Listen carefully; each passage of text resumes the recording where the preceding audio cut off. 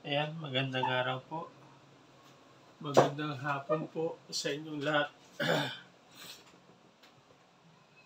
Ito pong gagawin natin ay part 2 ng invention natin na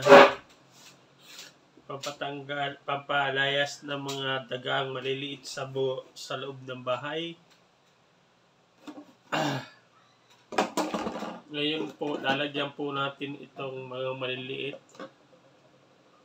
para ito po ang pang-spray natin sa mga gilid ng bahay, mga sulok-sulok.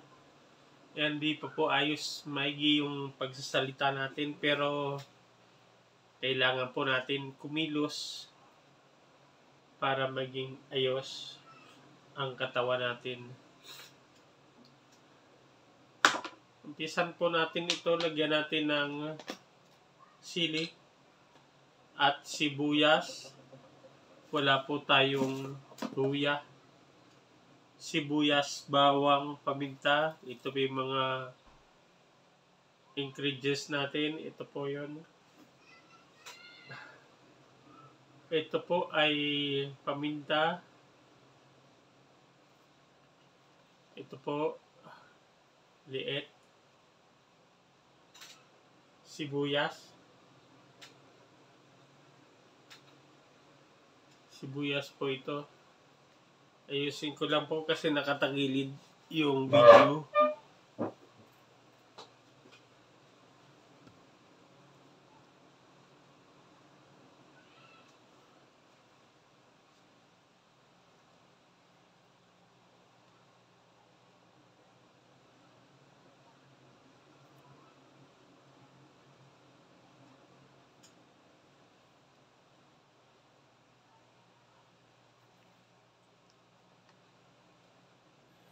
Hindi po pantay. Yan. Yan, patay na po.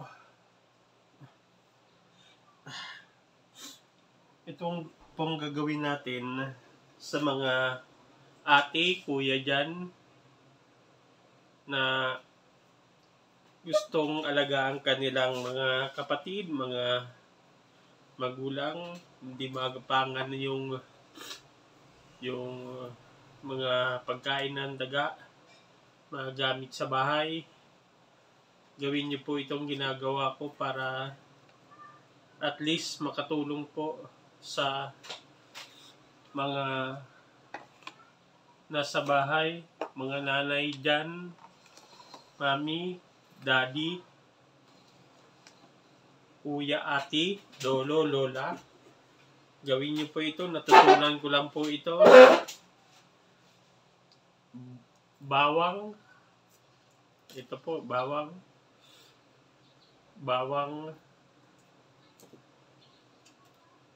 Sibuyas. Paminta. Sili. Ayan, ito po yung gagawin natin ngayon.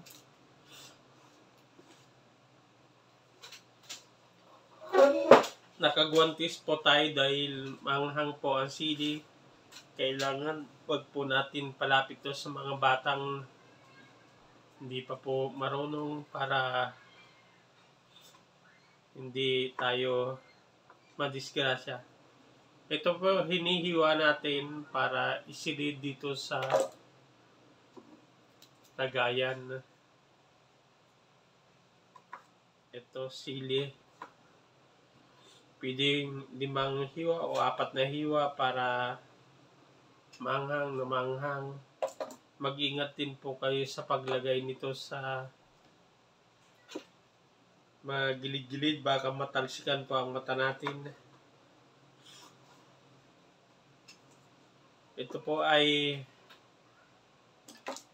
para sa ano lang naman po ito, para lumayas sa mga dagang maliliit, mga ipis, mga langgam, mga insekto sa mga gilid-gilid ng bahay na mga kahoy po, Kahit mga semento po. Kasi mayroon pang mga insekto yan sa mga gilid-gilid kung hindi nyo masyado nalilinis.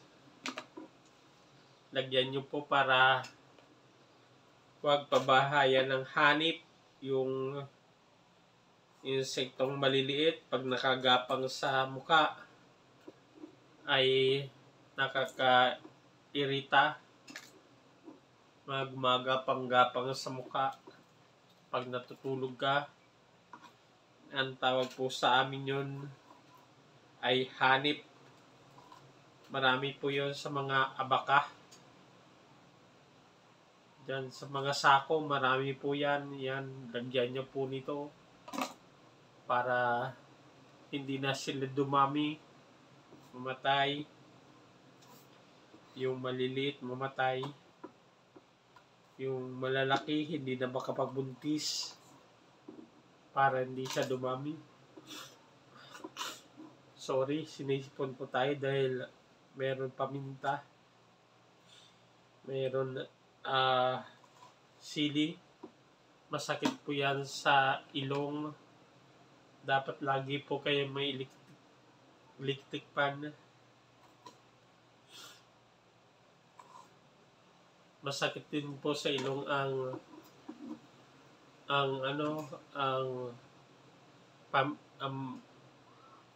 sibuyas. Nakakaluha ng mata.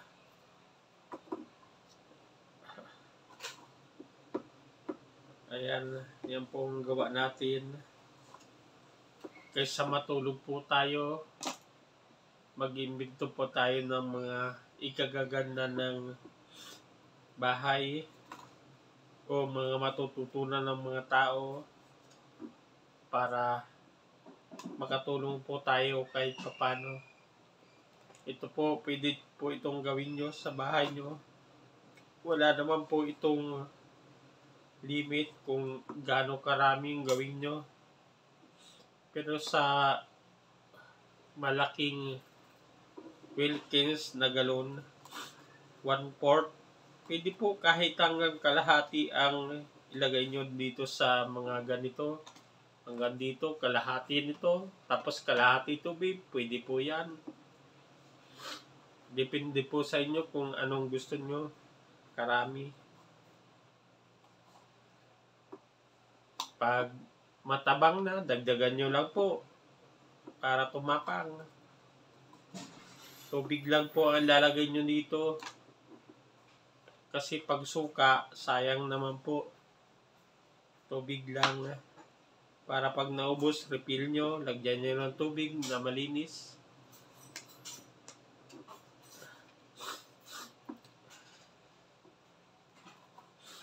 Kailangan hiwain nyo po itong sili para lumabas po yung anghang niya.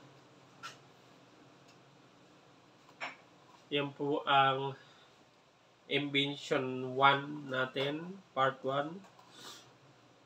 Marami po tayong gagawin para makatulong sa mga nasa loob lang ng bahay na hindi makalis, hindi makalakad na tulad ko noon. 5 buwan na po nga pala tayo ngayon 15, 5 buwan na po tayo, pero nagagalawan na po natin yung kamay natin. Pero dati po hindi po natin nagagalaw yan. Tiyaga lang po, kahit masakit kailangan natin pong galawin para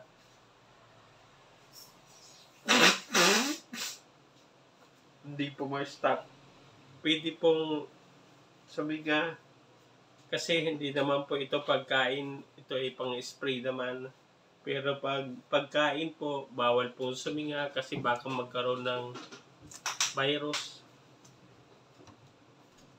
Kailangan naka-face mask po pag pagkain.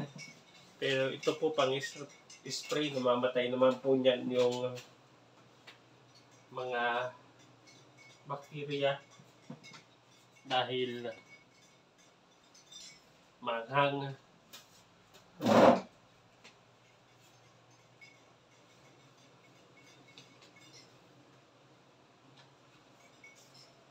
Gumagalaw yung ano natin, yung ilaw.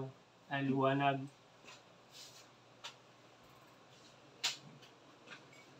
Gumagalaw ang liwanag, okay lang. Ayan, dito po tayo nagtambay ng 5 buwan.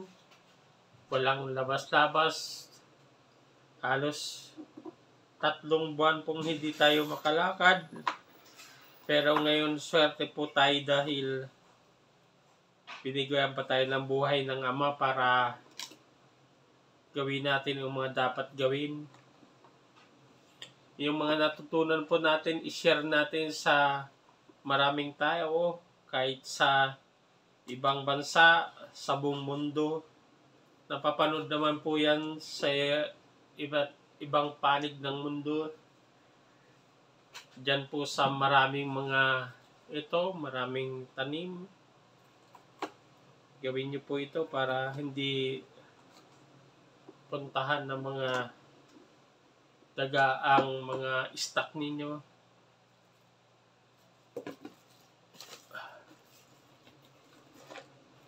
Ayan. Itong tatlo pong ito po ang finished product na natin. Ayan.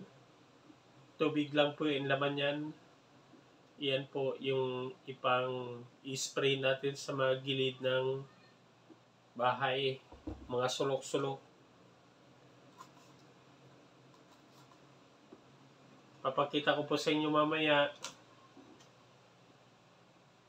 kung paano pag-spray. I-spray po natin para makita nyo po.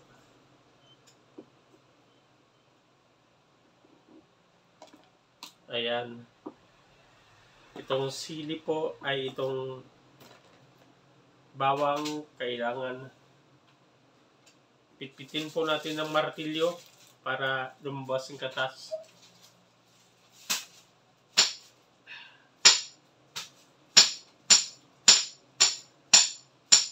Ayan na, durog na. Tanggalin po natin yung mga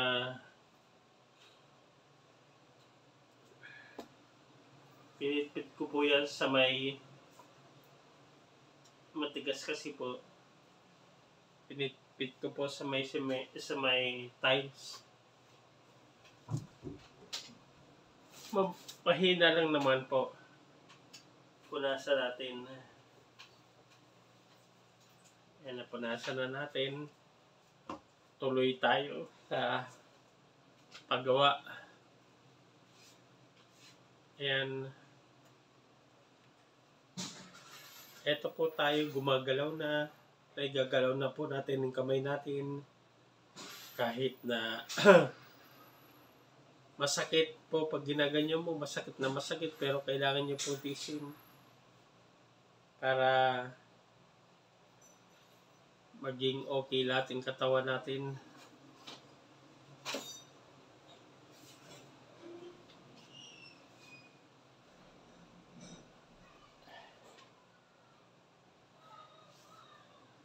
Ayan. Patayin po natin muna part 2.